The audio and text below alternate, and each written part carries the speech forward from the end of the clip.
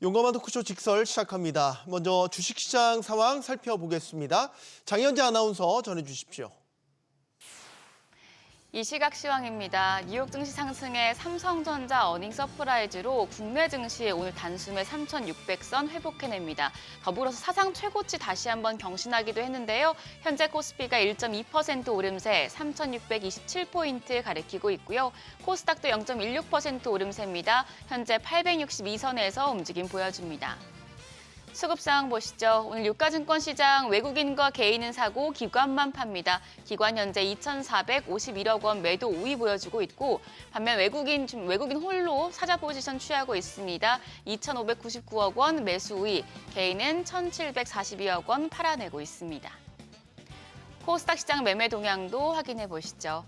이쪽에서는 외국인만 팝니다. 외국인 672억 원 매도 우위 기록하고 있고요. 반면 기관이 203억 원 매수 우위, 더불어서 개인 역시도 347억 원 순매수하고 있습니다.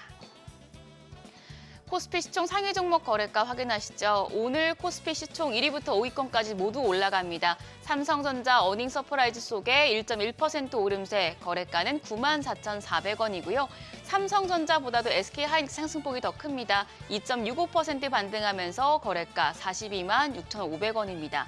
오늘 LG에너지솔루션 흐름이 좋은데요. 5.42% 오름세 37만 9,500원에 거래되고 있고요. 삼성바이오로직스도 1% 오름세, 삼성전자 우선주까지 0.3% 강세입니다. 거래가 7만 3,600원으로 집계되고 있습니다. 6위부터 10위도 보시죠.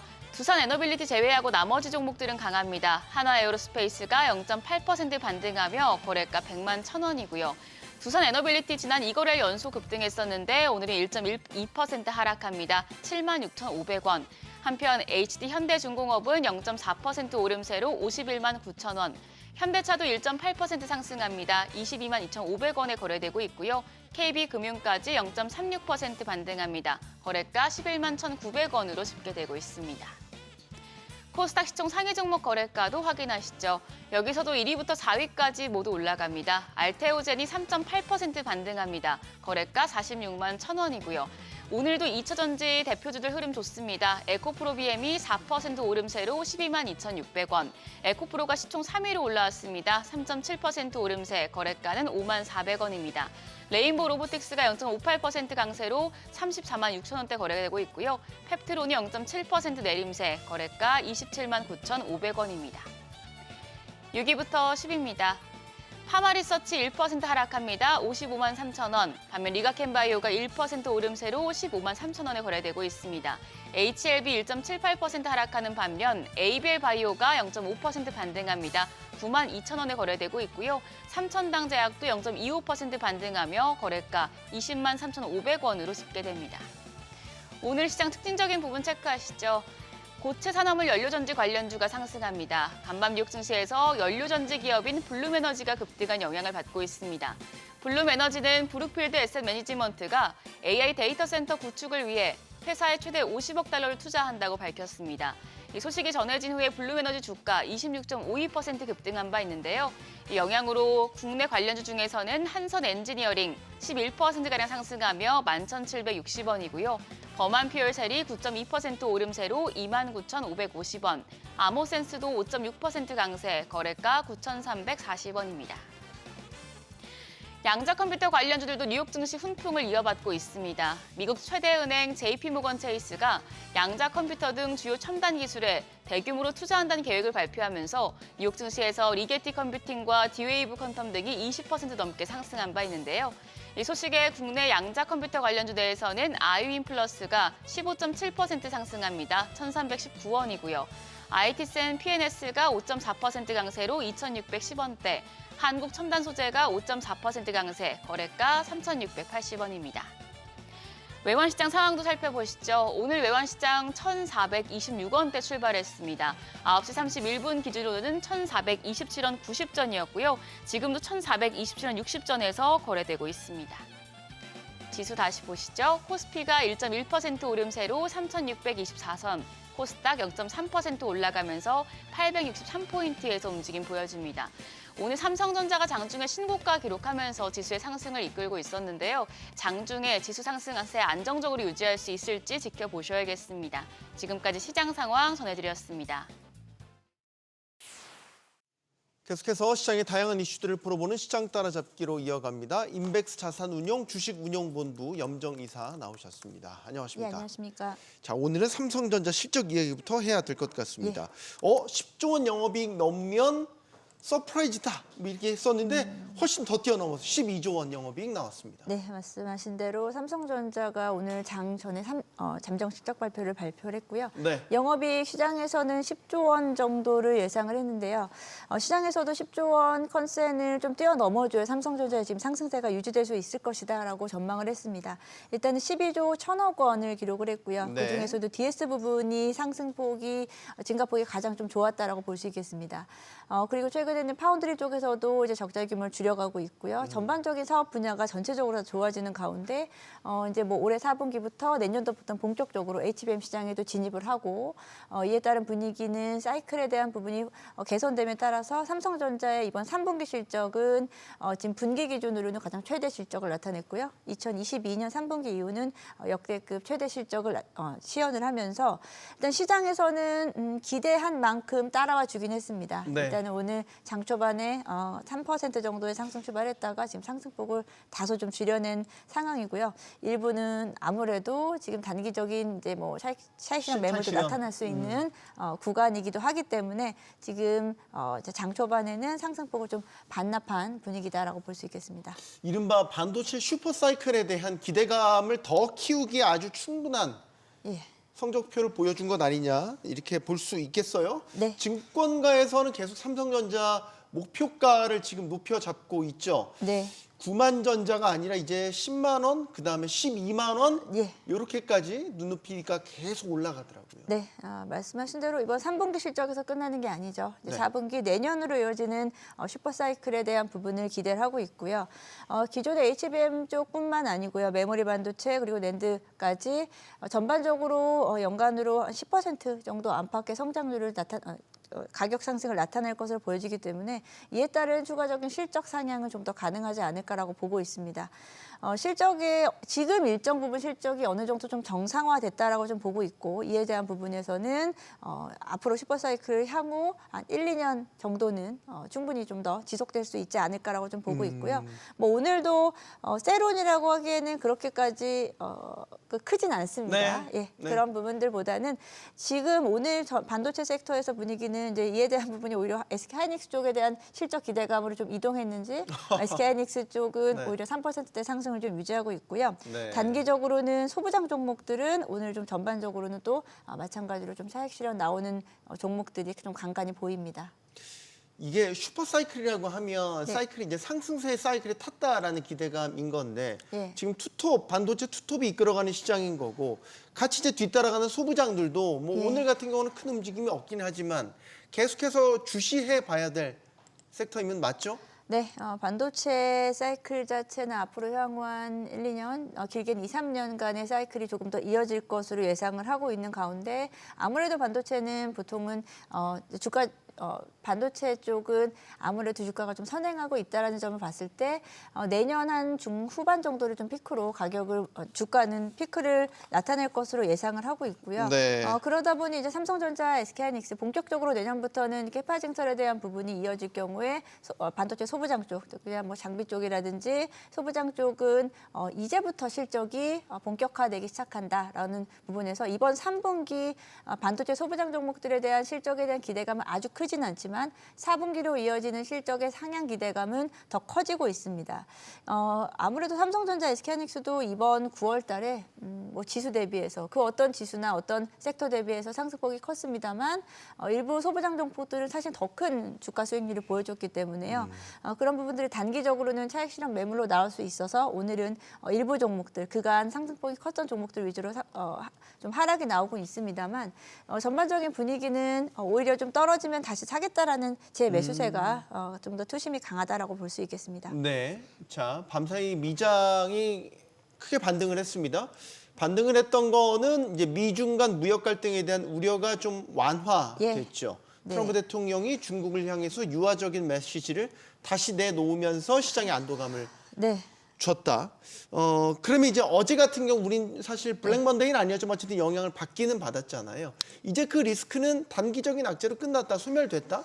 이렇게 볼 수 있는 겁니까? 네, 11월 1일을 이제 기한으로 이야기를 하고 있죠. 네. 11월 1일 전에 이제 에이펙 행사가 있기 때문에 에이펙 정상회의에서 이제 미중 정상회담. 그렇죠. 그 전에 이제 뭔가 실무진 협상에서 큰 틀의 합의. 뭐 지금의 아주 이상적인 시나리오긴 합니다. 네, 앞으로 한 2주간 정도를 남기고 있는 가운데 네. 이제 주말 사이에 트럼프 대통령의 강경 발언에서 다소 이제 완화된 분위기를 좀 이어가고 있습니다. 어제 미국 증시는 다시 한번 큰 폭으로 다시 반등이 나타났고요. 필라델피아 반도체 중심으로 해서 기술주들 중심으로는 거의 뭐 지수상으로는 5% 정도 가까운 반등이 나타났습니다. 이렇게 뭐 하루 만에 이렇게 시장을 다시 좀 뒤집는 이런 분위기가 나타났고요. 시장이 단기적으로 그것을 빌미로 좀 조정이 나올 수 있는 국면인가라고 시장은 어제까지는 상당히 좀 시장을 조심스럽게 지켜봤는데 오늘 보니 좀 다시 또 그런 분위기보다는 역시나 강세장이 조금 더 이어질 수 있을 거다라고 좀 보고 있고요. 네. 트럼프 대통령 그리고 뭐 중국과의 관계에서 뭐 어쨌든 지금 부딪혀 봤자 뭐 크게 뭐 어떤 부분에도 좋을 건 없기 때문에 말씀하신 대로 에이펙 정상회담에 대한 성사 가능성 그리고 그 전에 실무진단에서의 유화적인 발언으로 인해서 시장은 조금 더 견조하게 흘러가지 않을까라고 보고 있습니다. 네. 환율 한번 짚어보죠. 지금 환율이 계속 높은 상태에서도 어쨌든 증시가 계속 가고 있습니다. 어제는 외국인이 팔긴 했지만 최근까지도 외국인 매수세가 사실 증시를 수급적으로는 이끌어 왔고요. 근데 어쨌든 지금 달러 강세 혹은 원화 약세까지 겹치면서 고환율이 계속되고 있거든요. 이 상황이 지속되는 건 별로 좋을 건 아니잖아요. 네, 지금 뭐 최근 들어서는 말씀하신 대로 우리가 이제 연휴를 이후로 해서 1,420원대까지 환율이 올라섰고 장중에 1,430원대까지 움직이면서 이제 원달러 환율에 대한 좀 우려감이 좀 있었습니다. 네. 공교롭게도 또 이제 어제 같은 경우는 외국인들이 전체적으로 시장에서 뭐 현선물 모두 다 좀 매도하는 분위기를 나타내면서 이에 대한 환율에 대한 부분도 좀 시장에서는 촉각을 곤두세우고 있습니다만 다행히도 추가적인 상승보다는 어느 정도 좀 안정세를 좀 상승에 대한 부분이 안정세를 좀 찾아가고 있다라는 부분이고요. 어제는 이제 외국인들의 이제 매도세는 이제 삼성전자, SK하이닉스 쪽에 대한 매물이었던 것 같고 오늘 다시 재매수가 나타나기 때문에 일단은 환율에 대한 영향이 물론 부담스러울 수는 있습니다만 전체 증시를 좀 누를 만한 정도의 지금 요소까지는 작용하지 않는다라고 좀 보고 있습니다. 네. 지금 시장을 놓고 지수 자체가 계속 올라가고 있긴 하지만 시장 전체가 뜨거운 거냐 아니라고 보는 시각 되게 많아요. 예, 맞습니다. 반도체가 끌어가고 몇몇 선택받은 그런 섹터들이 아주 뜨거우니까 지수는 올라가긴 하는데 네. 여전히 한쪽에서는 내 계좌는 여전히 제자리다.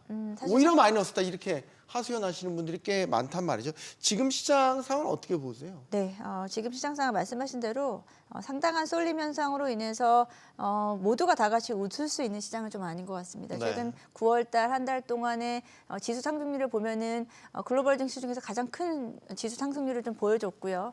삼성전자, 하이닉스가 두 종목이 지금 코스피 시장에서 차지하는 비중이요 거의 30%에 육박을 했습니다. 거의 최고 수준이다라고 좀 볼 수 있겠고 그런 만큼 삼성전자, SK하이닉스 또는 반도체 소부장 종목들을 제외한 나머지 섹터는 사실은 9월달 동안 마이너스 수익률을 가져간 업종과 종목들도 좀 대다수다라는 부분을 봤을 때 지금 시장 참여자들 중심으로는 지수 이렇게 오른 부분이 사실 지금 오히려 좀 부담스러울 수 있는 상황인 게 지수가 또 이렇게 조정을 받는다라고 하면 다 같이 시장이 조정을 받을 수 있는 우려감도 있기 때문에 지금 상당히 좀 중요한 포인트다라고 좀 생각합니다.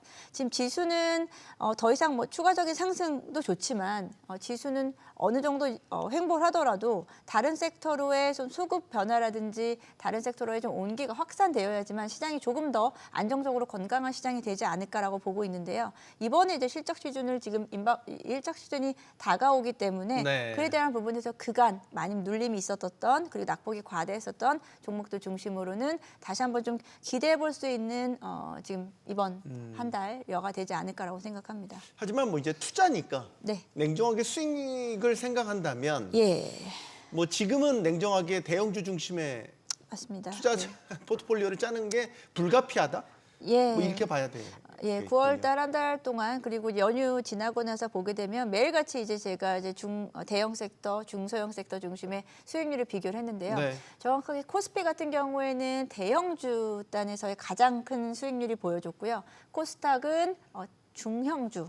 오히려 코스닥은 지수가 그렇게 많이 오르지 못했죠. 코스닥은 대형주보다는 중형주 단에서 상승폭이 조금 더 컸습니다. 네.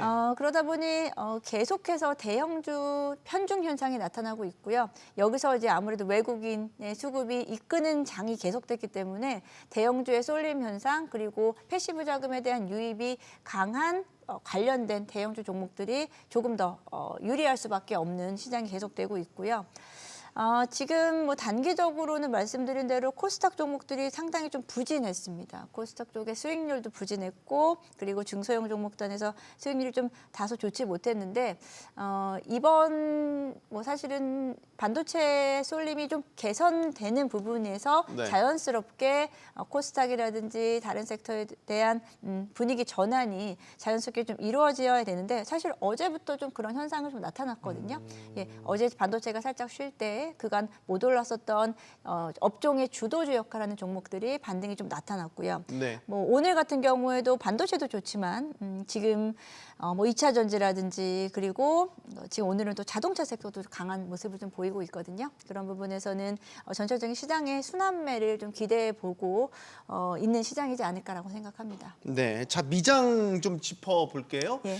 미장이 크게 이제 트럼프 대통령의 말 한마디에 빠졌다가 금세 또 회복력을 보여줬단 말이죠. 네. 사실 금요일 그때 좀 흔들린 거 빼고 우리 추석 연휴 기간에는 미장 전반적으로 계속 뜨거웠잖아요. 네.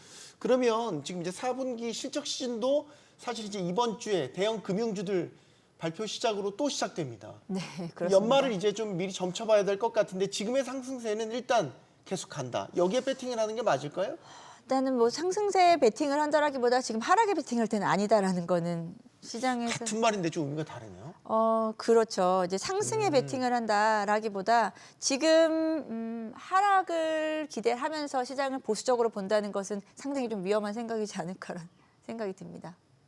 그러네요. 같은 말인데 확실히 다른 뜻이네요. 네, 조금은 좀 톤 다운된 상승을 말씀을 드린 거고 말씀드렸듯이 상승장임에는 불구하고 지금 그간 못 갔었던 섹터들이 사실 우리 시장도 마찬가지지만 미국도 마찬가지입니다. 미국도 네. 기술주 중심의 시장이 강했었고 반도체 중심의 시장이 강했었기 때문에 여기서의 일정 부분에 또 순환매는 기대를 해볼 수 있을 것 같고요. 말씀하신 대로 이번 주부터 해서 미국장은 이제 금융주들 그리고 일부 이제 반도체 종목들 중심으로 해서 실적이 나오는 시즌입니다. 그러다 보니 이제 실적 시즌에 맞게 그에 따른 사이클에 맞게 종목들을 타임 스케줄을 좀 잡고 접근을 하신다라고 하면 뭐 우리 시장에서도 그리고 미국 시장에서도 일정 부분에 또 수익률을 기대해 볼 수 있지 않을까 생각합니다. 네. 그러면 우리 지금 국장에서도 대형주 중심인 거고 예. 사실 미장도 뭐 맞습니다. 네, 7개 빅테크들 위주로의 다 서학개미들이 다 그쪽으로 다 편중돼 있는 건 우리가 다 알고 있잖아요. 네. 그러면 아까 순환매 말씀하셨으니까 슬라이스하게 상승세로 계속 간다. 여기에 배팅을 한다고 해도 조금 이제 달리 포트를 봐야 되는 거는 최근 이제 미국 같은 경우는 대학 빅파마들도 좀 주가가 움직임이 좀 있었고 네. 우리와는 또 비슷하지만 또 다른 상황이 있는 거잖아요. 네. 서학개미들의 포트 변화는 어떻게 조언을 주시겠어요? 뭐 미국 주식을 투자하시는 분들은 최근에는 오히려 빅테크 대형주 쪽보다는 오히려 지금 사이드라고 얘기하는 전기방어주? 그러니까 예를 들면 월마트나 코카콜라 같은. 일단 그 반도체 내에서도 반도체 내에서도 네. 그 내에서도 움직임이 좀 다르게 나타나고 있죠. 최근에 상승폭이 좀 큰 거는 어제도 이제 브로드컴이라든지 최근에는 뭐 AMD라든지 이런 쪽으로 조금 이슈가 있는 대로 가네요. 이슈 중심으로 좀 종목이 선별적으로 좀 움직임이 좀 나타나고 있고요. 어제 같은 경우에는 사실 시장에서 폭등했던 건 히터로 관련된 종목들. 맞아요. 어제 좀 그렇죠. 이렇게 이게 지금 주식 시장인가라고 생각할 정도로 국장에서도 우리 히토류 관련된 주들 뭐 고려아연이라든지 우리나라는 아무래도 이제 상한가라는 게 있지만 미국 시장은 상한가라는 개념이 없죠. 없기 네. 때문에 어제 200% 이상 상승하는 걸 보면서 시장 상당히 지금 투자 열기가 강하구나라고 생각이 들었습니다. 그렇다고 해서 그런 종목을 제가 말씀드리는 것은 사실 아니고요. 네. 이제 미국도 마찬가지고 그간 이제 빅테크 M7 종목 중심으로 너무 많이 좀 상승분이 있었기 때문에 그에 따른 일정 부분은 좀 주변에 있는 다른 종목들도 시장에서는 좀 관심을 갖기 시작한다라고 볼 수 있겠습니다. 네, 뭐든 한쪽으로 쏠리는 거에 대한 부담은 늘 있죠. 네네. 좋을 때야 뭐 더 배가 된 레버리지 효과가 있다고는 하지만 분산하지 않았었을 때에 닥칠 수 있는 리스크도 분명히 있다는 거. 자, 마지막 금 질문.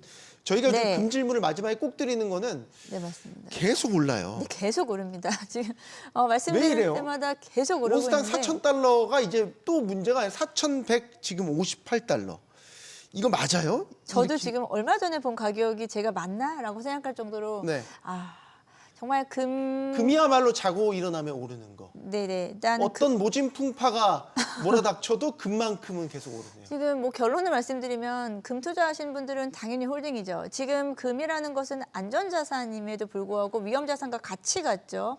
근데 만약에 여기서 위험자산이 흔들릴 경우에는 다시 안전자산에 대한 부분이 더 부각될 거예요. 안전한 위험자산 아닙니까? 맞습니다. 위험한 안전자산인가요? 네, 네. 비트코인과 거의 비슷한 맥락으로 가고 있는 것 같은데요. 말씀하신 대로 안전하지만 위험한, 안전하지만 상당히 매력적인 투자처로 나타나고 있고요. 만약에라도 지금 지수에 대한 부담감으로 인해서 시장이 충격을 줄 경우에도 금자산 쪽에 대한 부분은 오히려 조금 더 견조하지 않을까라고 생각합니다. 금을 못 산 사람이 사실 힘든 것이지 금을 가지고 있는 분들은 지금 당연히 조금 더 묵혀준다라는 생각으로.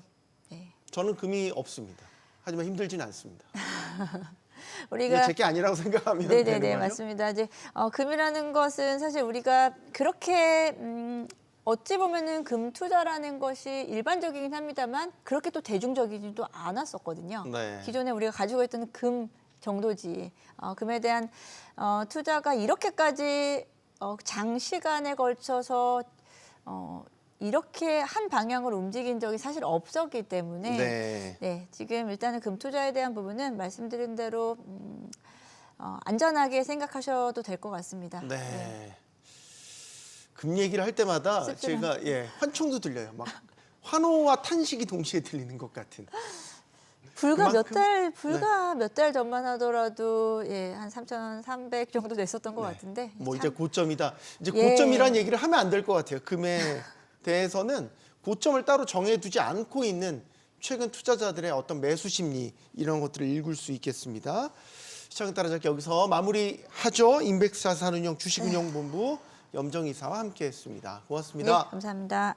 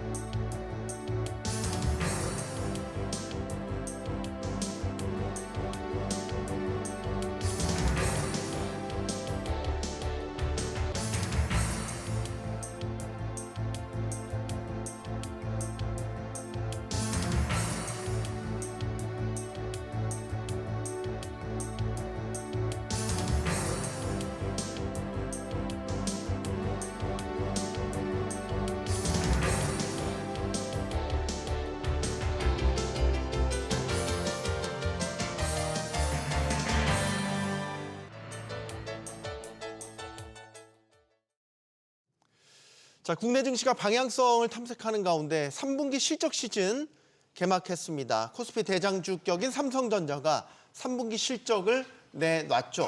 결과는 역시 시장 예상치를 뛰어넘은 어닝 서프라이즈였습니다.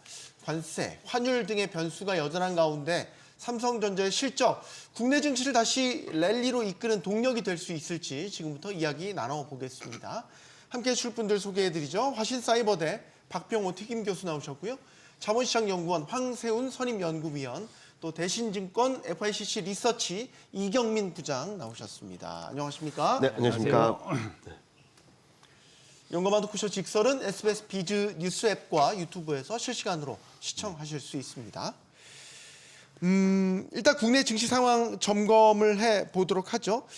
지난주에 저희가 기나긴 추석 연휴를 보내고 금요일 딱 하루 열었는데 투심이 폭발을 했죠. 정말 그날 3,600포인트 돌파를 하고 역시 투심 뜨겁다 했는데 그냥 곧바로 트럼프 대통령의 돌발 변수 발언이 터져 나오면서 아차 싶었습니다. 자, 뭔가 기대와 우려를 동시에 타고 가는 이런 증시의 상황. 일단 지금 증시 전반적인 분위기를 어떻게 파악하고 계시는지 견해를 먼저 좀 듣겠습니다. 이경민 부장님. 뭐 일단은 시장이 기대할 수 있는 좋은 기대들은 많이 했다.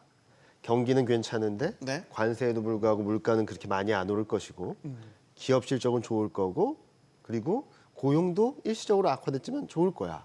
근데 금리 인하는 4번 이상 더 해줄 거야. 내년까지. 내년까지. 자, 그럼 이 조합이 되게 합리적이라고 생각하시나요? 그러니까 제가 생각하기에는 악재는 분명히 있었습니다. 네. 고용도 너무나도 안 좋은 흐름들이 나왔었고 그리고 만약에 가격 전가가 안 된다라고 한다면 기업 실적은 좀 불안해할 수밖에 없는 거고. 관세에 의한 가격 전가. 네, 말씀이시죠? 그렇죠. 이런 것들을 다 무시하고 시장에서는 좋은 것들을 이렇게 딱 조합해놔서 시장이 많이 움직였다라 보고 있고요. 이 와중에 굉장히 좋은 그림이긴 하지만, 그러니까 AI 모멘텀들이 더 세지고 그리고 더 확장될 수 있다는 부분들은 굉장히 긍정적이긴 하지만 거기에 대한 기대 심리가 좀 단기적으로 좀 많이 반영되지 않았나라는 생각을 하고 있습니다. 그리고 이 균형감 그리고 이 기대감들을 지난 주말 트럼프가 좀 흔들어 놨다라고 생각을 하고 있거든요. 네. 경기 변수랑 관계, 고용과 그리고 관세로 인해서.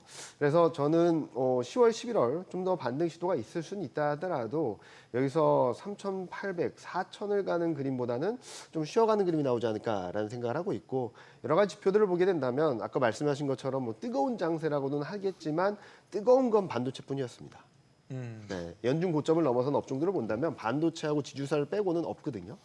네, 뭐 일부 방산주나 이런 것들이 좀 넘긴 했지만 네. 뜨거운 거는 반도체뿐이거든요. 9월 이후 상승을 보면은 80% 가까이가 반도체의 기여도가 있습니다. 네. 네, 상승이 80%가 반도체 하나에서 나왔다라는 거죠. 그런 것들을 봤을 때 지금은 반도체의 향배가 중요한데 오늘도 보시는 것처럼 전자 분명히 실적 서프라이즈가 나왔음에도 불구하고 주가는 많이 올랐다 좀 밀리고 있는 상황이거든요. 그래서 저는 10월, 11월 남은 2달 정도는 조금 좀 기대했던 것들을 검증하는 과정에서 현실이 어디이고 이미 올라간 주가가 어딘지 이 괴리에 따라서 좀 일정 부분 되돌림은 있지 않을까라는 예상을 하고 있습니다. 이경민 부장님께서는 기대와 환호로 가득 차 있는 이런 투심을 트럼프가 한번 흔들어 놨다는데 일단 초점을 맞춰 주셨습니다. 황경무님, 지금 네. 시장 상황 너무 과열됐습니까? 어떻게 보십니까? 일단 불안한 상승 흐름이라고 말씀드릴 수 있을 것 같고요. 상승은 상승한데 불안하다 뭔가. 네. 일단 근데 이제 이전에 그 신고점을 깨는 과정들을 살펴보면 대체로 비슷한 현상들은 관찰이 됩니다. 현재까지의 상승 흐름들이 과연 이게 합리적인 상승 흐름인가? 시장은 여기에 대해서 끊임없이 질문을 계속해서 던질 수밖에 없는 거거든요. 따라서 상승 흐름이 강하게 나타날수록 현재의 상승 흐름이 굉장히 불안하다. 이거 언제 꺼질지 모른다라는 주장들은 계속해서 나타날 수밖에 없다라고 봐야 되는 거고요. 그런 상황에서도 시장이 상승해 왔다라는 이전에 강한 상승 흐름들이 나타났을 때를 돌이켜서 생각해 보면 이번만이 불안한 상승 흐름이 아니라 대체로는 상승 흐름이 강할 때는 조금 항상 시장에서는 불안감을 표출해 왔던 것이 사실이거든요. 당연히 돌다리도 두드려보고 건너가자. 돈이 걸려 있으니까 거기에 대해서 상당히 신중하고 보수적인 평가들이 나올 수밖에 없다라고 보고 있습니다. 다만 현재의 상승 흐름들을 살펴보면 당연히 반도체 중심의 상승 흐름인 건 분명하고요. 그러면 반도체 중심의 상승 흐름이 계속해서 이어질 수 있을 것이냐라는 점을 생각을 해보면 그럴 가능성도 없지는 않다라고 평가를 하고 있습니다. 지금까지 우리 서울 증시, 특히 6월 이후로 서울 증시의 상승 흐름이 굉장히 두드러집니다. 글로벌 증시랑 비교를 해봐도 완전 상위권에 있을 정도로 상당히 두드러진 상승 흐름을 보이고는 있습니다만 여기에 여러 가지 요소들이 영향을 미쳤잖아요. 3법 개정과 관련된 그런 부분들, 그래서 우리나라의 기업의 지배 구조들이 유의적으로 변할 수 있을 것이라는 기대감들이 초반 상승 흐름을 주도했다면 현재의 상승 흐름은 그것을 기반으로 해서 반도체들이 다시 이제 귀환하면서 굉장히 오랜 기간 조금 부진을 보였던 전통적인 그런 이제 D램 수요 뭐 이런 부분들의 이제 새로운 슈퍼 사이클들이 시작되는 것이 아니냐, 그런 것들이 실적으로 확인되면서 나타나는 상승 흐름이라고 평가를 할 수가 있거든요. 그렇기 때문에 상당 부분 이런 상승 흐름들이 단기간에 이렇게 완전히 조정의 장세로 넘어갈 가능성보다는 현재와 같은 가파른 상승 흐름은 아니더라도 일정 부분 상승 흐름들이 완만하게 이어질 가능성도 우리가 충분히 예상해 볼 수는 있을 것 같습니다. 이경민 부장님과 황세훈 위원님의 의견이 일부 겹치면서 조금 다른 부분이 있기는 하네요. 그러니까 앞으로의 시장 조정에 대한 가능성을 조금 달리 보시는 것 같고, 박 교수님 어떻게 보세요 지금 시장? 시장이 많이 오르면 항상 조정이라는 건 따라오게 돼 있기 때문에 조정은 좀 받기는 받을 겁니다. 근데 이제 저도 이제 우상향하는 그런 이제 좋은 시장 흐름을 굳이 이렇게 뭐 버블이다 이런 걸로 해가지고 깨고 싶은 생각은 없고요. 분명히 시장은 더 상승 흐름을 저는 탈 거라고 생각하고 있습니다. 저도. 근데 그 대신에 이제 시장이 저는 좀 이렇게 경고를 줘야 될 거는 시장이 어느 쪽 올라간다고 하더라도 이 변동성이 너무 심해졌습니다. 변동성이 지난 금요일 날 주가 나스닥 같은 경우는 3.5%가 빠졌잖아요. 네. 주가도 3.5% 빠지면 굉장히 큰 폭락인데 네. 지수가 3.5%는 굉장히 큰 수치입니다. 그럼요.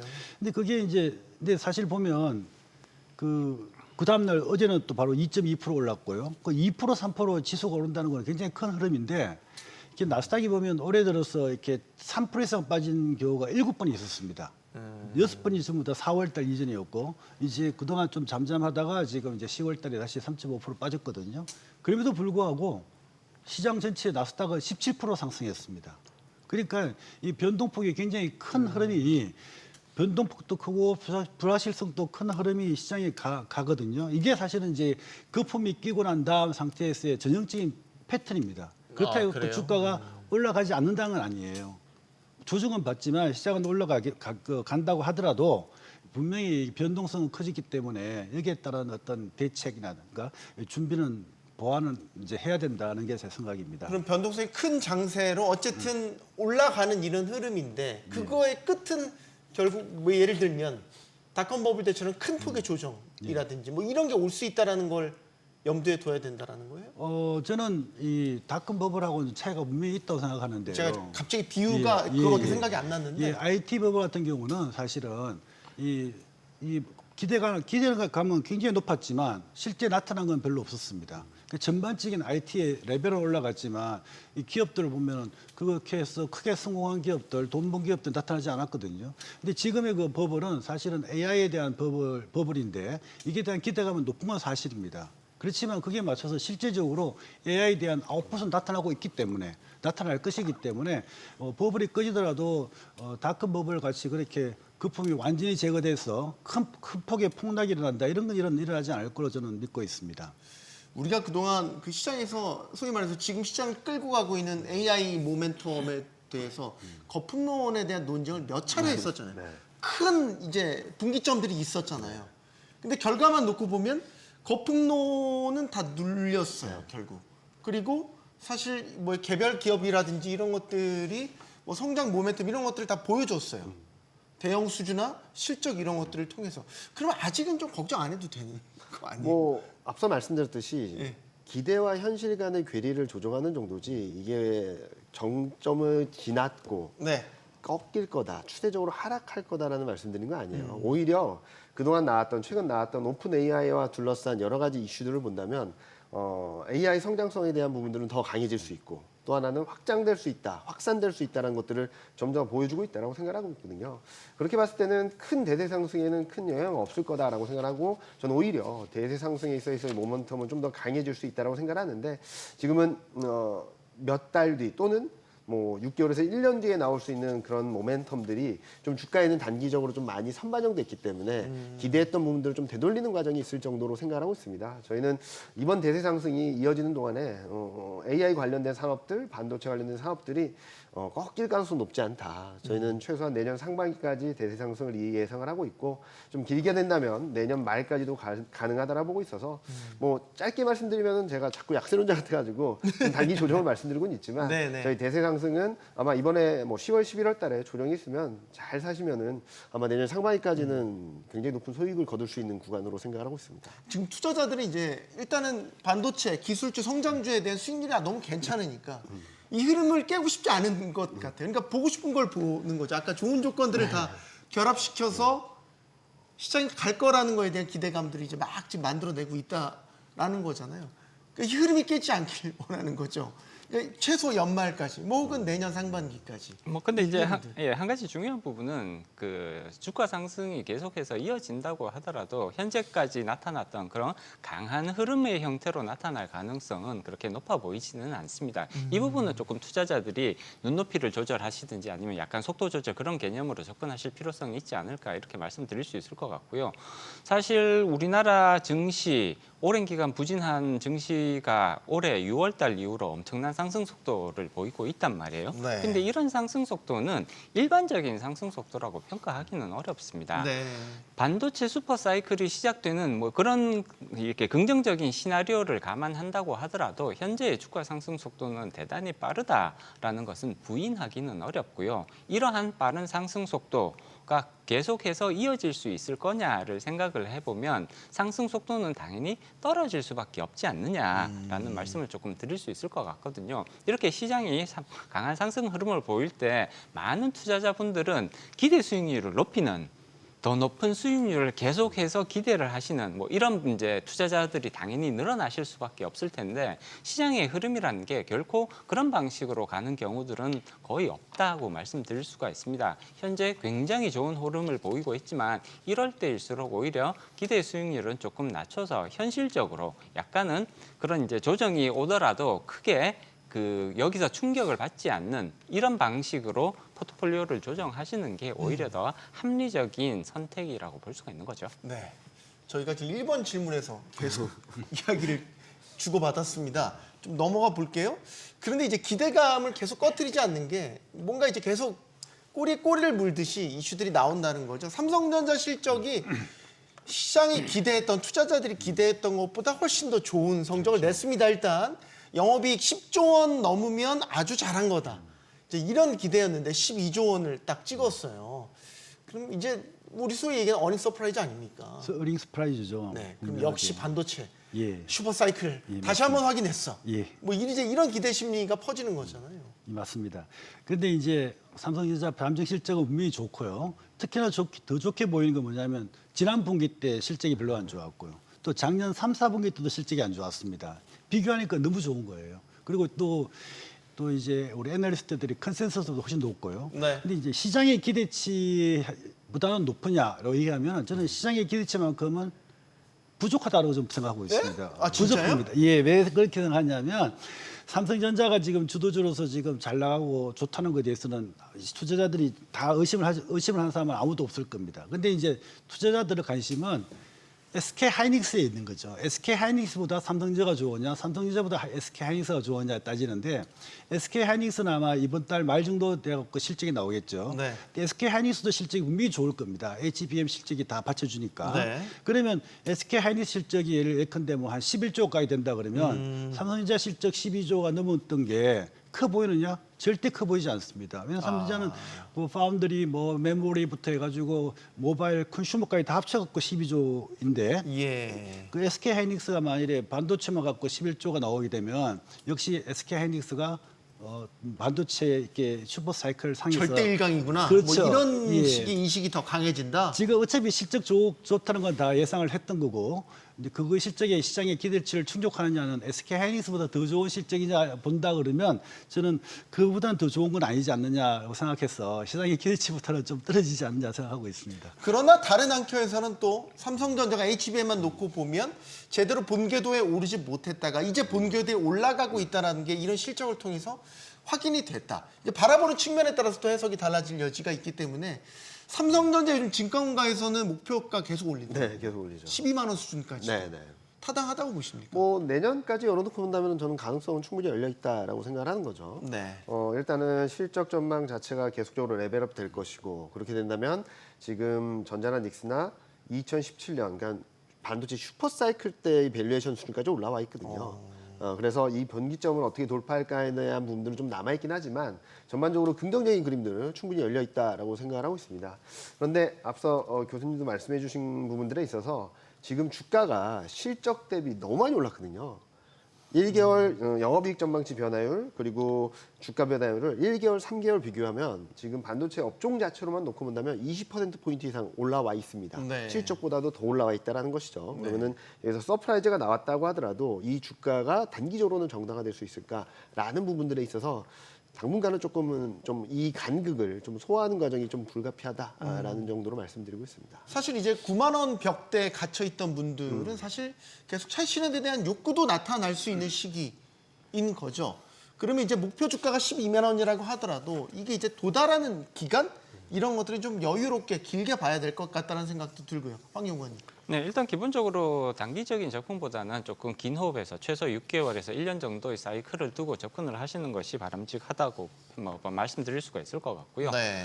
다만 이제 그 주가라는 게 주가는 항상 이제 미래를 바라보고 움직인단 말이에요. 향후 이제 삼성전자의 실적이 어떻게 될 거냐 또는 SK 하이닉스의 실적이 어떻게 될 거냐 이런 향후 실적에 대한 기대감이 주가에는 더 크게 영향을 미친다고 평가를 할 수가 있는 거고요. 삼성전자 지금 주가 굉장히 잘 나오고 있는데 이런 부분들은 결국은 HBM의 영역 그러니까 고대역폭 그 메모리 영역에 있어서도 삼성전자의 마켓쉐어가 앞으로 계속해서 상승할 가능성들이 높지 않겠느냐 그리고 여기서 꾸준하게 실적 개선 그런 이제 모멘텀들이 형성될 가능성들이 높다 이렇게 이제 시장이 평가를 하고 있는 거거든요. HBM 점유율 같은 경우를 살펴보면 삼성전자가 지금은 이제 SK 하이닉스에 비해서는 이 영역에서 많이 밀리는 것으로 나오지만 2026년이라든지 2027년에 HBM 마켓 쉐어들을 살펴보면 30% 이상 거의 이제 2027년 정도에는 거의 40%에 육박하는 그런 이제 시장 점유율을 가져가지 않을까라는 그런 이제 시장 전망치들이 나오고 있습니다. 이러한 기대감이 사실은 현재 삼성전자 주가에 가장 크게 영향을 미치는 부분이라고 볼 수가 있는 거고요. 투자자 시장은 항상 미래에 대한 기대 이런 부분들이 굉장히 크게 작용을 한다고 볼 수가 있습니다. 어떻게 보면 약간은 너무 앞서가는 느낌인 것 아니냐라는 그런 이제 전망들을 내놓으실 수도 평가들을 내놓으실 수도 있겠지만 네. 삼성전자가 가지고 있는 그 전통적인 메모리 분야에서의 강점 그리고 HBM에서의 향후 성장 가능성 이런 부분들을 시장은 높이 평가하기 때문에 여전히 주가 상승의 가능성은 계속해서 이어질 수 있다라고 보는 거죠. 이경민 부장님, 그러면 삼성전자의 주가의 단기적인 어떤 오버슈팅 가능성을 얘기를 해 주셨다면 하이닉스는 같은 잣대로 어떻게 봐야 돼요? 뭐 비슷한 양상이다라고 생각할 수 있죠. 하이닉스도 이달 말에 진짜 실적 나오니까 네, 네. 같은 잣대로 봐야 된다고 네, 보시면 좀 비슷한 잣대로 봐야 되지 않을까라는 생각을 하고 있고 뭐 닉스 같은 경우는 워낙 잘 가고 있었던 상황에서 네. 더 잘 갈 거라는 기대를 하고 있는 거거든요. 네. 쉽게 말씀드리면은 상승 기울기가 이 정도였는데 기울기가 더 가팔라질 수 있다라고 보는 거겠죠. 그러면은 주가는 이 기울기가 올라온 데 따라서 이렇게 올라왔다는 거죠. 그럼 더 가파르게. 네, 그러면은 네. 이 기울기가 얼마나 더 올라가야지 지금 현재 가격을 정당화시켜 줄 수 있을까에 대한 고민이 단기적으로 남아 있다라고 보시는 게 맞을 것 같아요. 지금 뭐 전반적으로 좀 차익 매물을 시달리고 있는데 지금 왜 시달리냐면은 코스피 전체적으로 봤을 때 실적 전망이 상향 조정되는 건 반도체밖에 없습니다. 뭐 그렇죠. 네. 그러네요. 생각해보니까. 네. 네, 좋은 거는 나왔습니다. 앞으로는 더 좋은 게 있을까? 라는 고민을 하게 되겠죠. 네. 뭐 전반적으로 큰 그림들은 더 좋은 그림들을 만들어주고 있는데 3분기 실적 시즌이라는 특수성, 한국은 굉장히 재밌는 게 실적 시즌은 매 분기마다 특징적이 뚜렷합니다. 네. 1분기 서프라이즈, 2분기 예상상의, 3분기 예상하위, 4분기 쇼크. 또 다음 해가 되면 서프라이즈, 예상상의, 예상하위, 쇼크. 매년 반복되거든요. 그래서 코스피를 보면은 10월 달에 유독 약합니다. 글로벌 증시는 10월 달에 반등을 하는데 코스피 혼자 마이너스거든요. 그런 것들을 좀 염두에 둬야 될 때가 아닌가라는 말씀을 드리고 싶습니다. 아까 삼성전자 실적을 놓고서는 이제 하이닉스 실적은 그럼 얼마나 좋을까? 사실 HBM의 절대 일강이 하이닉스인데 삼성전자가 이 정도로 서프라이즈를 냈다면 이달 말에 발표된 하이닉스 실적은 더 사람들이 기대했던 것보다 더 충족치를 높여줄 거다. 이런 전망은 어떻게 보세요? 뭐 제가 현업에서 애널리스트를 하고 있지 않기 때문에 SK 하이닉스 실적을 제가 예상하기는 좀 어렵지만 네. 이렇게 애널리스트들의 일반적인 컨센서스를 보니까 한 11조, 10조에서 11조 사이에 될 것 같아요. 그러면 상당히 잘 나오는 거거든요. 그리고 아직까지는 HBM에 대해서는 절대 강자가 SK 하이닉스이기 때문에 지금 당장 반도체주 삼성전자와 두 개 비교한다 그러면 SK 하이닉스가 좀 더 우위에 있지 않느냐 생각을 하고 있고요. 근데 이제 또 다른 관심은 이런 거겠죠. 이제 시장에서 지금 반도체주가 제일 잘 가고 있는데 왜 우리는 그 반도체주가 이렇게 잘 가고 딴 것들은 이렇게 죽을 쓰고 있냐 이게 의문을 많이 가질 수가 있는데 사실은 지금 전 세계적으로 시장들의 주도주는 다 AI입니다. 네. 근데 우리는 지금 AI 관련돼 가지고 소프트웨어 관련된 좋은 회사가 아주 많지 않기 때문에 반도체주가 올라가는 거고 이제 반도체주 말고 같이 따라간다 그러면은 이제 뭐 저는 전선주라든가 좀 인프라. 전력기기 쪽의 AI 회사가 인프라 되겠지만 네. 이게 이제 AI가 사실은 전 세계적인 어떤 쓰임으로 작용하고 있는 상황에서는 반도체주가 갈 수밖에 없다라는 게 뭐 제 생각입니다. 그래서 네. 삼성전자도 아마 주가 흐름은 조정을 받더라도 나쁘진 않을 거로 생각됩니다만은 그 반도체주가 계속 가야지만 사실 우리가 이제 4,000포인트라든가 5,000포인트도 사실은 달성이 가능하다라고 생각됩니다. 네. 자. 또 다른 이슈를 좀 짚어보죠. 이번 주에 그 세기의 이혼이라고 불리우는 최태원 SK 회장과 노소영 아트센터 나비 관장의 이혼 소송에 대한 대법원 판단이 나옵니다. 일단 2심 재판부가 내린 판결은 당시 그랬습니다. 위자료 20억. 또 최태원 회장이 재산 분할을 1조 3,808억 원을 노 관장에게 지급해라라는 판결이었죠. 다들 아마 시장도 깜짝 놀랐죠. 이제 대법원에서 이 안을 그대로 확정할 수도 있고 뒤집을 수도 있는 거죠. 근데 이제 시장에 관심 만약 이 안이 그대로 확정된다면 이거는 이제 SK 지배 구조에도 심대한 변화가 줄 요인이지 않겠습니까, 황영관님? 네, 일단 SK 지배 구조에 굉장히 크게 영향이 나타난다고 볼 수가 있습니다. 최대 주주의 지위가 상당히 조금 많이 이제 바뀌고 다른 이제 굉장히 중요한 주주가 이제 등장한다라는 것을 의미하는 거고요. 네. 그리고 이제 여기에 관련된 그 재산 분할과 관련된 재원을 어떻게 마련할 것이냐. 그런 부분들에 대해서도 사실 시장의 관심은 상당히 높다고 말씀드릴 수가 있을 것 같습니다. 만약에 이제 그런 것들이 현실화가 된다면 결국은 SK그룹 관련 그룹들의 배당이 큰 폭으로 증가할 가능성 정도가 지금 시장에서 나오고 있는 예상인 거고요. 그렇게 된다면 배당에 대한 그런 이제 투자 수요를 가지고 있는 그런 투자자 그룹도 굉장히 많기 때문에 배당 투자가 확대되면서 전반적으로 주가 상승이 조금 발생할 수도 있는 것이 아니냐. 물론 여기에는 굉장히 지금 현재 상반된 그런 의견들이 많이 제기가 되고 있기 때문에 어떤 뚜렷한 방향성을 제시하기는 조금 그런 이제 한계가 있기는 합니다만 기본적으로 현재의 그런 이제 그 2심 법원의 판결이 대법원에서도 만약 이어지게 된다면 그러면 배당과 관련된 그런 정책에 있어서는 상당히 큰 변화가 나타날 수 있지 않을까. 그리고 이런 것들이 결국은 SK 관련 그룹 주식들의 주가에 영향을 미칠 가능성은 있다고 봐야 될 것 같습니다. 네. 일단은 핵심은 이제 SK의 이제 지배 그룹 지주사 역할을 하고 있는 SK주.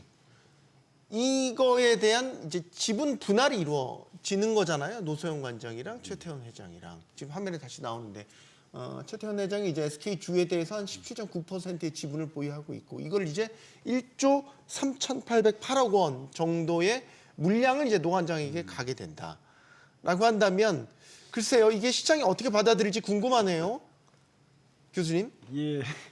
뭐 재산 분할하라고 결정되면 아마 주가는 아마 들썩거릴 겁니다. 아마 그렇지만 이게 이 최태원 회장과 노소영 간장 사이에 일남이녀가 있는데 이 주식을 이제 주식으로도 양도할 수 있거든요. 위자료를 현금으로만 지급하는 게 아니라 주식으로도 이렇게 지급할 수 있기 때문에 아마 주식으로 줘야 되지 저걸 팔아갖고 현금화하기는 힘들 겁니다. 왜냐하면 네. 최태원 회장은 처음부터 사실은 몇십 년 전부터 다른 어떤 재벌들에 비해 가지고 이 본인 지분도 작고요. 그리고 또 본인의 어떤 그런 그 어떤 개인 자산이 많지는 않은. 개인 재산이 많지 않습니다. 네. 그래서 여전히 최근까지도 제가 알기로는 그 주식을 담보로 SK 주식 담보로 이렇게 주식 담보 대출 받아가지고 활용하고 있는 걸로 알고 있는데요. 그래서 현금으로 못 지급 못할 거고 주식으로 분명히 지급하면 그럼 노소영 관장이 그 주식을 가지고 뭐 M&A를 트라이 한다든지 뭐 그렇다 그러면 주가 굉장히 요동을 치겠지만 네. 저는 이제 이 이슈는 금방 이제 사그라질 거로 생각하고 있습니다. 왜냐하면 노소영 관장이나 최태원 회장 사이에 일남이녀가 있는데 네. 이 일남이녀에게 나중에 경영권 행사할 때 노소영 관장이 그 지분을 활용하려고 그러지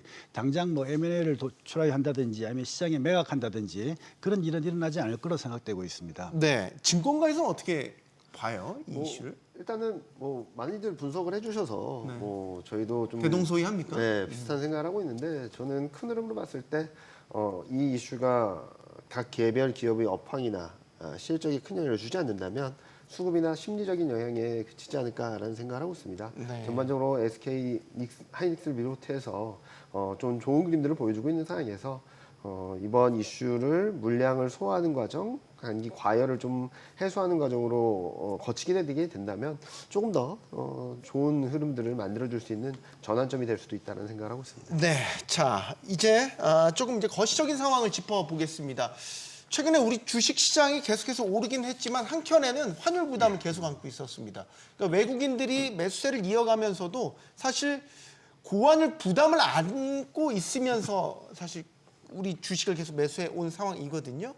환율이 저희 추석 연휴 기간 때문에 꽤 많이 올랐어요. 1,438원 선까지 올라갔죠. 지금 환율 수준은 굉장히 부담스럽다고 봐야 되겠죠, 이경민 부장님. 뭐 일단은 저희는 고점권에 근접해 있다라고는 생각을 하고 있어요. 네. 1,450원까지는 열어놓고 있는데 글로벌 전반적인 매크로 환경이라든지 미국 금리 인하 사이클 그리고 지금 미국 경기에 대한 신뢰가 너무 강한데 미국도 이제 경기 둔화 국면이거든요.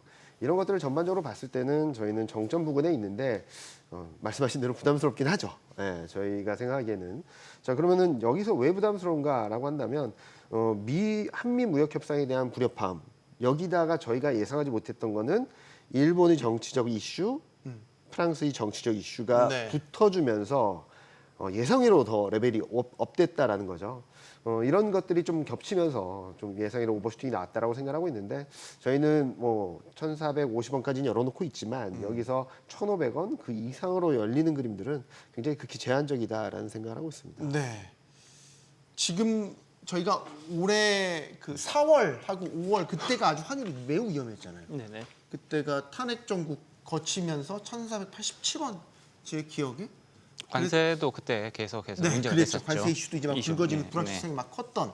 그러니까 걱정이 이제 그런 수준까지 가게 되면 정말로 뭐 물가 부담도 엄청 강해 실물 경제까지도 상당히 큰 부담이 이어지니까 환율 전망은 어떻게 하고 계세요? 일단 당분간은 조금 높은 수준에서 계속 유지가 될 가능성이 높아 보입니다. 여기서 앞서 이제 이경민 부장님께서 말씀을 해주셨듯이 고점 근처에 와 있는 것은 분명해 보여요. 여기서 추가적으로 상승할 수 있는 가능성 물론 당연히 있습니다. 없지는 않지만 올라갈 수 있는 폭은 사실 상당히 제한적인 수준이 될 수밖에 없지 않겠느냐. 개인적으로도 1,450원 이상으로 올라가는 그런 시나리오는 사실 가능성이 상당히 낮지 않을까 이렇게 지금 예상을 하고 있거든요.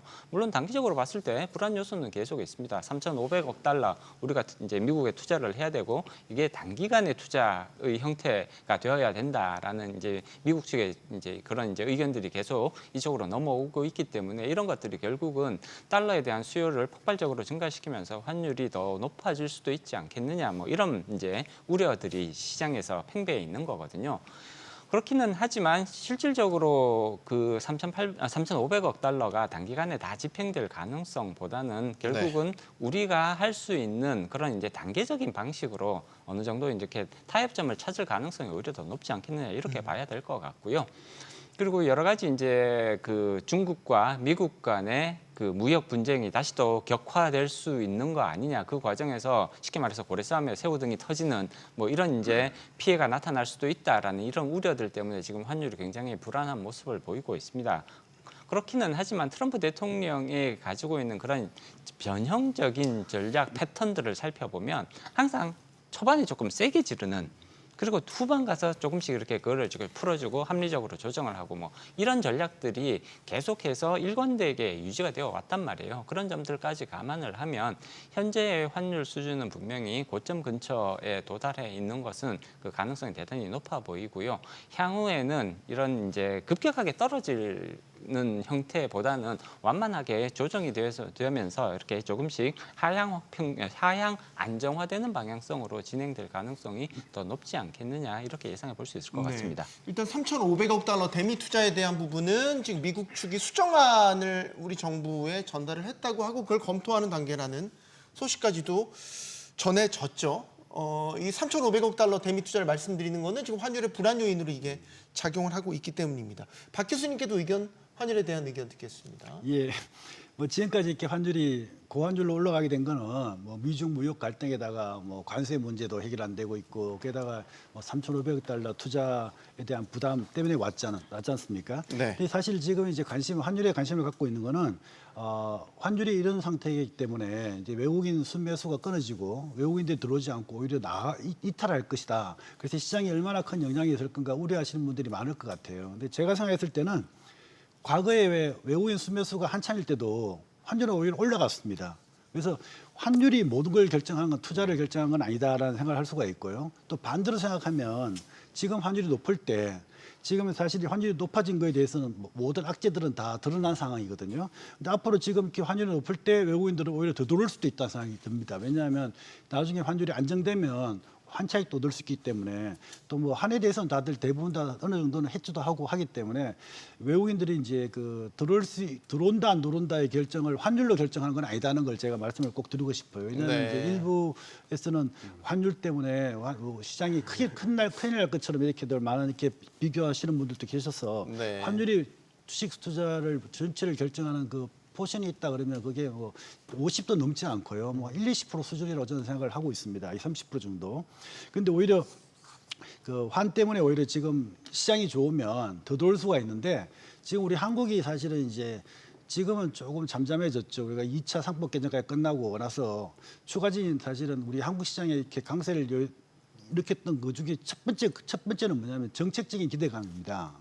이게 사실은 지배구조 개선되고 이렇게 정부에서 주식 투자에 한국의 코리아 디스카운트를 없애기 위해서 해주는 그런 노력들을 사실은 기대를 하고 여기까지 올라왔는데 지금 추가적으로 이제 3차 상법 개정이라든지 뭐 자사주 소각 관련된 거라든지 배당소득에 대한 어떤 그 세율 문제라든지 이런 것들이 약간 정리가 안 되고 있습니다. 이런 것들이 따라와 준다 그러면 환율 문제는 해결할 수 있지 않을까 저는 그렇게 생각하고 있습니다. 네, 알겠습니다. 자, 지금 외부 이슈들이 계속해서 나오고 있는 건 우리가 컨트롤할 수 있는 부분은 아닌 거죠.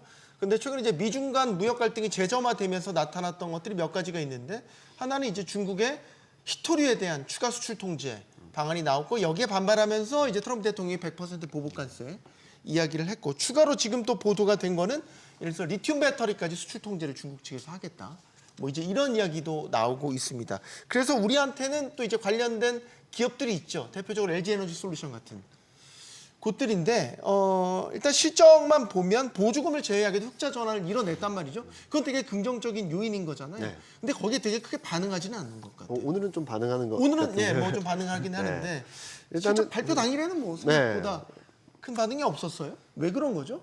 일단은 흑자 전환을 기대했었던 사항이고 지금 2차 전지가 움직이는 거는 중국 변수인 것 같아요. 중국에서 어떻게 나오는지.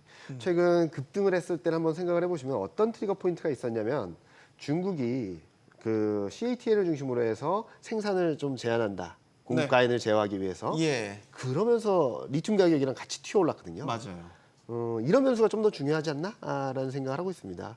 지금 보면은 뭐 수출 통제에 대한 얘기들이 얘기가 나오고 있는데 그게 또 하나의 트리거가 되지 않을까? 역발상적인 측면에서 라는 생각을 하고 있습니다. 물론 뭐 2000년지 뭐 대세 흐름들이 바뀐 거냐 그렇게는 보긴 좀 어렵겠죠. 그렇지만 최악의 상황에서 벗어나서 조금씩은 흐름이 조금씩 나아지고 있다. 네. 그 정도로는 생각할 수 있을 것 같아요. 그래서 여기에서 흐름들을 좀 가늠할 수 있는 것은 리튬 가격인데 한번 급등을 했다가 좀 쉬고 있었거든요. 네. 이게 다시 움직이게 된다면 아마도 국내 국내 배터리 기업들은 한번 반등 시도가 좀 더 있지 않을까. 저점 되면 한 40% 올랐다가 절반 정도 되돌렸거든요. 한 번 더 레벨업 될 수 있는 그런 그림은 충분히 열려 있다라고 생각을 하고 있습니다. 한때 우리 시장에서 2차 전지가 모든 걸 다 좌우했던 때가 있었습니다. 이게 불과 몇 년 전입니다. 근데 지금 차갑게 냉랭하게 식었다라는 게 사실 이런 뭐 LG 에너지 솔루션의 주가를 보고서도 우리가 알 수 있는 건데 이제 서서히 풀려간다. 그러면 2차 전지의 겨울은 따뜻할 것인가? 뭐 모건스탠의 보고서를 제목을 제가 따라한 거 카피한 것 같긴 한데 일단 갑자기 봄이 온다라고 예상하기는 어려울 것 같고요. 네. 보통 이런 이제 좀 온난화의 겨울이 오나? 뭐 이런 그러니까 아주 혹한기가 이제 지나가고 네. 이제 봄이 오기 직전에 이제 간절기, 환절기, 환절기. 환절기 정도의 그런 이제 의미를 부여할 수 있지 않을까 그렇게 예상을 해봐야 될 것 같습니다.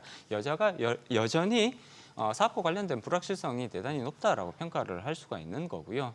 그리고 중국이 물론 아주 극단적인 방식으로 히토류에 대한 통제가 이루어질 가능성은 제한적인 수준이라고 생각을 합니다. 그렇게 됐을 때 중국이 가지게 되는 여러 가지 부담 요소도 있는 것은 사실이거든요. 그렇기 때문에 아주 극단적인 방식보다는 그냥 조금 그 중국이 여기에 뚜렷하게 헤게모니를 가지고 있다라는 것들을 시장에 선언하는, 보여주는 방식으로 이제 그런 히토류에 대한 통제들이 이루어질 가능성이 높다, 오히려 높다라는 점을 감안을 해보면 아주 힘든 상황을 빠져나왔는데 다시 또 혹한기로 가는 거 아니냐라는 이런 걱정보다는 조금씩 이제 그 2차 전지에 대한 그런 이제 냉각 국면들은 서서히 마무리가 되면서 전기차에 대한 수요가 다시 이제 완만하게 형성되고 증가하는 쪽으로 전환될 가능성, 이런 부분들을 시장에서는 조금 더 높은 가능성으로 보고 있는 것 같습니다. 알겠습니다. 자, LG전자 이야기도 잠깐 해볼게요.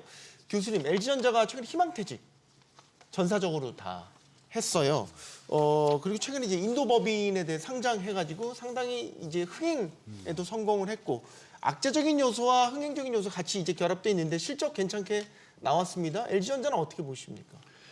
그 LG전자 인도법인이 이제 상장을 하면서 사실은 이제 특이하게도 신주를 발행하지 않고 구주만 매출해가지고 상장을 시켰습니다. 그래서 LG전자는 아마 1조 뭐 한 6천억에서 8천억 정도 자금을 확보하는 걸로 알고 있는데 네. 사실은 이 LG전자 그 인도법인이 상장했다 그래서 LG전자가 갑자기 뭐 엄청나게 좋아진다든가 하지는 않을 겁니다. 사실 LG전자는 아시다시피 과거에는 삼성전자와 어깨를 나란히 하는 한국의 대표적인 전자회사인데 지금은 삼성전자가 갭이 너무 커졌잖아요. 네. 지금은 이제 가전 중심으로 하고 있는데 이 그 인도법인을 상장시키는 거는 사실 어떻게 보면은 중복 상장에 문제가 있습니다. 자회사 중복 상장에 문제가 있어서 사실은 이제 우리가 지금 뭐 지배구조 개선 그리고 상법 개정을 하는 이유가 이게 지배주주뿐만 아니라 일반 주주도 생각해야 되는 주주를 생각해야 되는 측면에서 보면 참 잘못된 거죠. 자회사를 상장시키는 거는 현대차도 사실 인도법인을 상장을 시켰습니다. 근데 이제 인도 시장을 아는 사람들은 이 점에 대해서는 좀 이해를 해줄 수가 있어요. 왜냐하면 인도 시장이라는 게 한국 기업들이 투자를 해가지고 돈을 벌어도 돈을 갖고 나오기가 굉장히 힘든 시장입니다.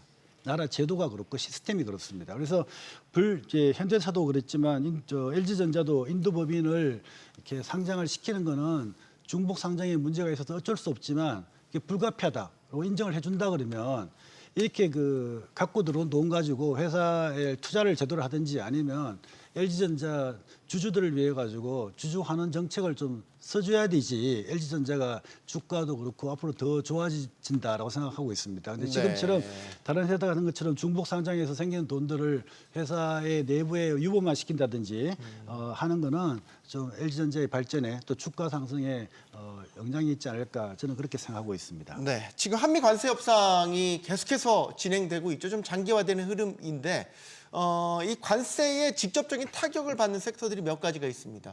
철강도 있지만 우리 시가총액, 코스피 시가총액을 고려한다면 이제 자동차 섹터를 이야기를 해봐야 돼요. 현대차, 기아가 대표적이죠. 지금 현대차, 기아 입장에서는 관세 부담을 안고 어쨌든 수출을 하고 있단 말이죠. 그런데 주가는 크게 빠지진 않았어요, 사실. 그럼 어느 정도 예를 들어서 지금 고환율에 이런 것들의 이점을 얻고 그런 리스크를 좀 상쇄시킨다? 이렇게 봐야 돼요? 그러니까 올해 4월부터 시작된 관세에 대해서 가장 억눌려 있었던 섹터가 아닌가라는 생각을 하고 있어요. 늘 싸다 그러고 늘 저평가 돼 있는 게 PER이 사실- 5배가 안 되고요. PBR이 0.5배가 안 됩니다.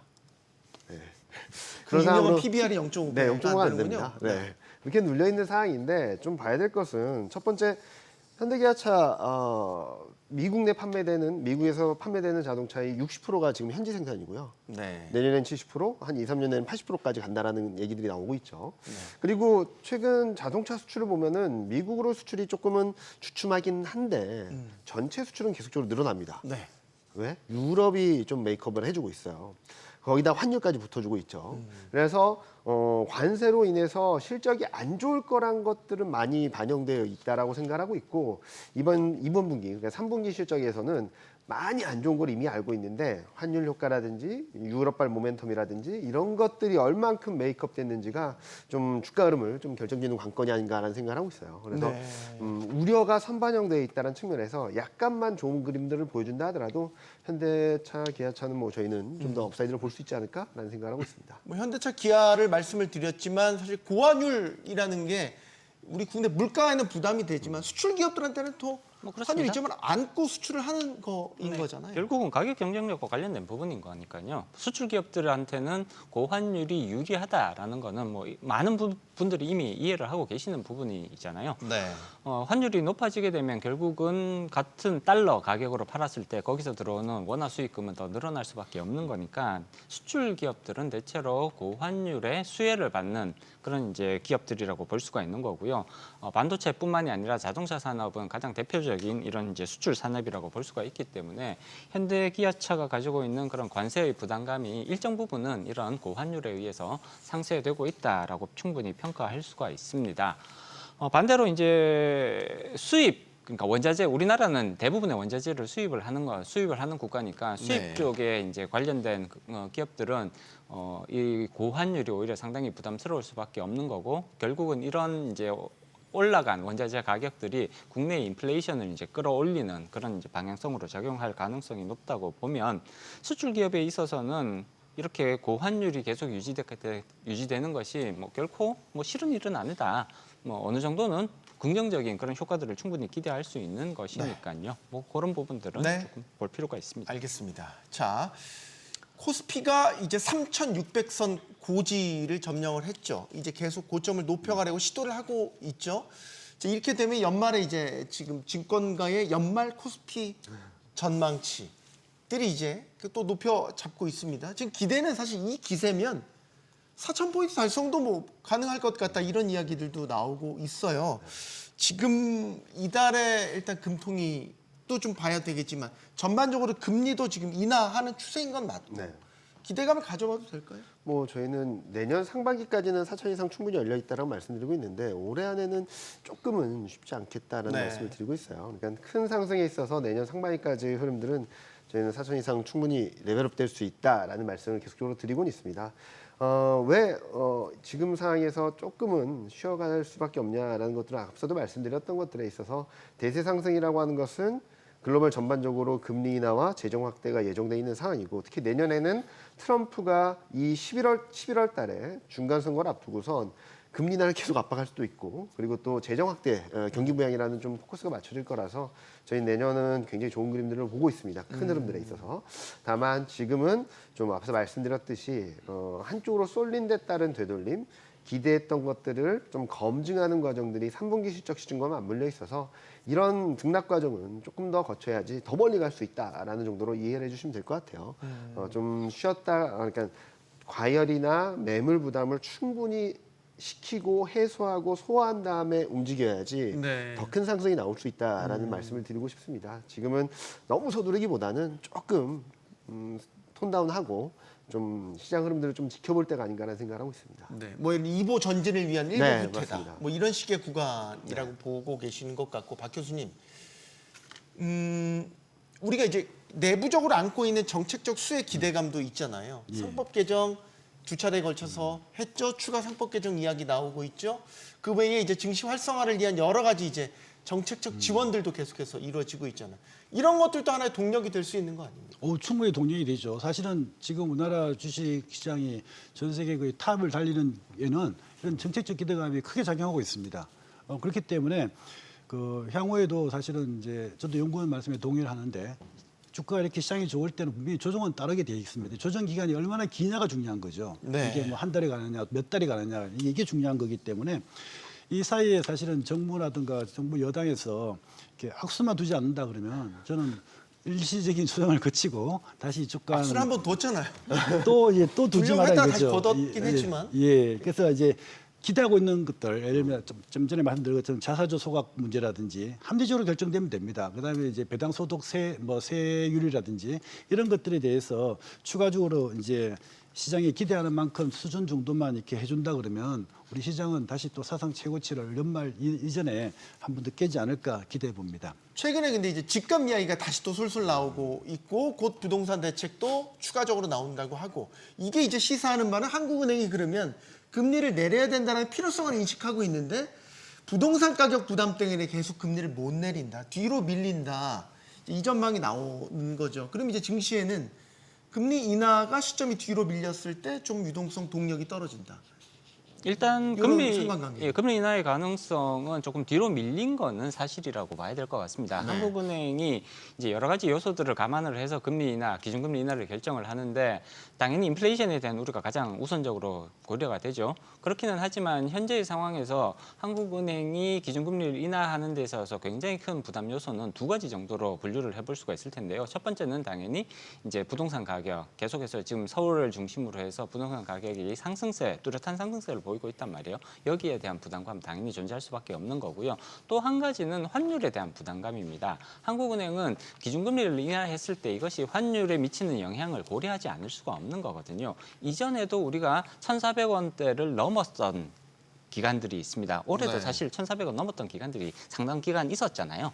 이런 기간들 동안에 한국은행이 항상 만약에 현재 상황에서 기준금리를 내렸을 때 이것이 환율을 불안하게 만들면서 더 환율을 끌어올릴 수도 있지 않을까 이런 우려가 존재를 했었고요. 그런 상황에서 한국은행은 대체로 기준금리 인하를 뒤로 미뤘던 그런 이제 과거 그 히스토리 역사를 가지고 있습니다. 그런 이제 한국은행의 그 이전에 그런 정책적인 결정들을 고려를 했을 때 현재 아파트 가격도 상당히 이제 상승세를 보이고 있고 환율도 지금 굉장히 불안하다라는 평가가 지배적입니다. 이런 상황에서 한국은행이 과감하게 기준금리 인하를 결정할 수 있을 거냐를 생각을 해보면 오히려 기준금리 인하는 굉장히 신중하게 가져갈 가능성이 높다라고 말씀드릴 수 있을 것 같고요.